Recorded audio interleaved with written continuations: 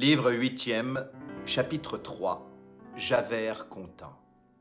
Voici ce qui s'était passé.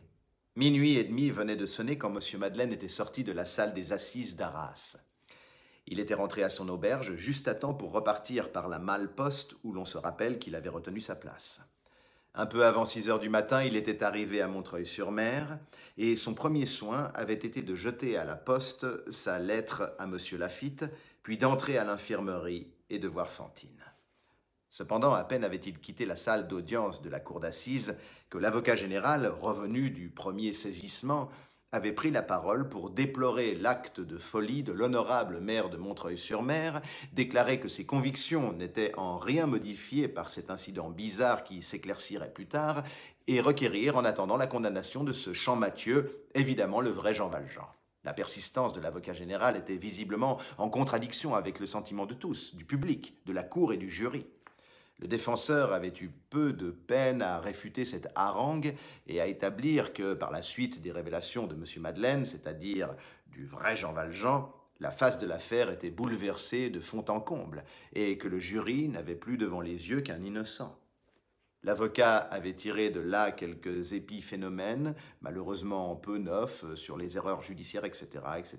Le président, dans son résumé, s'était joint au défenseur et le jury, en quelques minutes, avait mis hors de cause Champmathieu. Cependant, il fallait un Jean Valjean à l'avocat général, et n'ayant plus Champmathieu, il prit Madeleine. Immédiatement après la mise en liberté de Champmathieu, l'avocat général s'enferma avec le président. Ils conférèrent de la nécessité de se saisir de la personne de monsieur le maire de Montreuil-sur-Mer.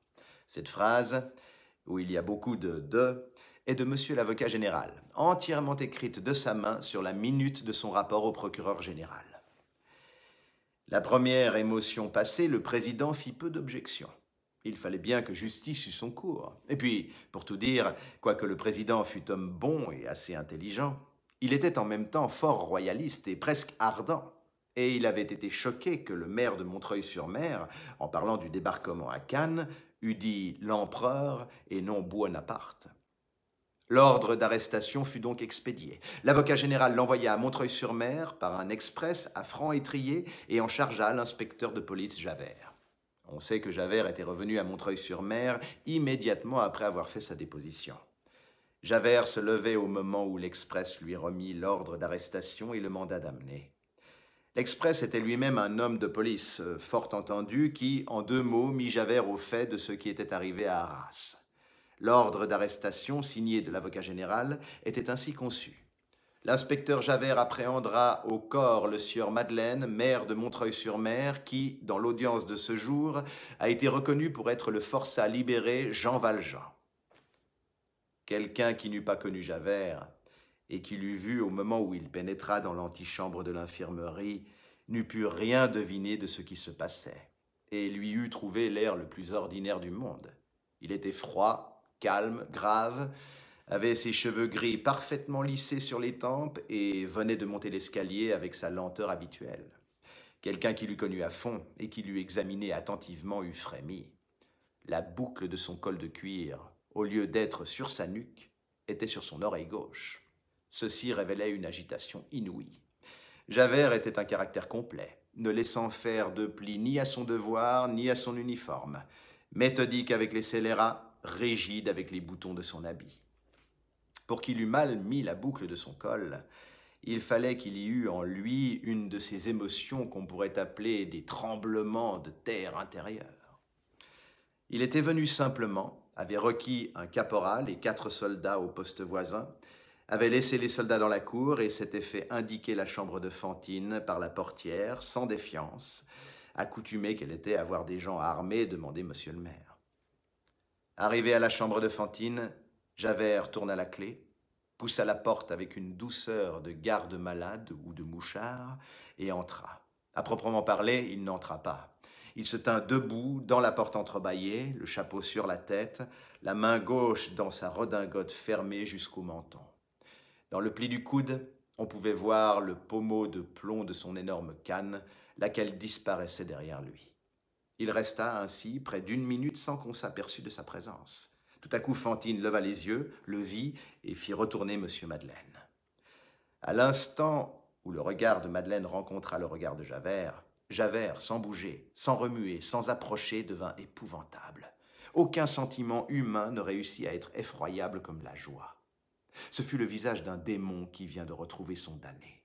La certitude de tenir enfin Jean Valjean fit apparaître sur sa physionomie tout ce qu'il avait dans l'âme. Le fond remué monta à la surface. L'humiliation d'avoir un peu perdu la piste et de s'être mépris quelques minutes sur ce Champmathieu s'effaçait sous l'orgueil d'avoir si bien deviné d'abord et d'avoir eu si longtemps un instinct juste. Le contentement de Javert éclata dans son attitude souveraine. La difformité du triomphe s'épanouit sur ce front étroit. Ce fut tout le déploiement d'horreur que peut donner une figure satisfaite. Javert en ce moment était au ciel.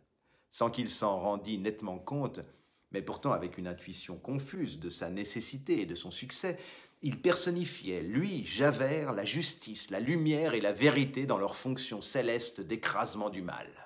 Il avait derrière lui et autour de lui, à une profondeur infinie, l'autorité, la raison, la chose jugée, la conscience légale, la vindicte publique, toutes les étoiles. Il protégeait l'ordre, il faisait sortir de la loi la foudre, il vengeait la société, il prêtait main forte à l'absolu.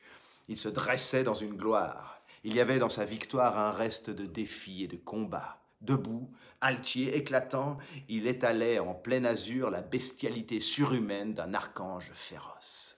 L'ombre redoutable de l'action qu'il accomplissait faisait visible à son poing crispé le vague flamboiement de l'épée sociale. Heureux et indigné, il tenait sous son talon le crime, le vice, la rébellion, la perdition, l'enfer, il rayonnait. Il exterminait, il souriait, et il y avait une incontestable grandeur dans ce Saint-Michel monstrueux.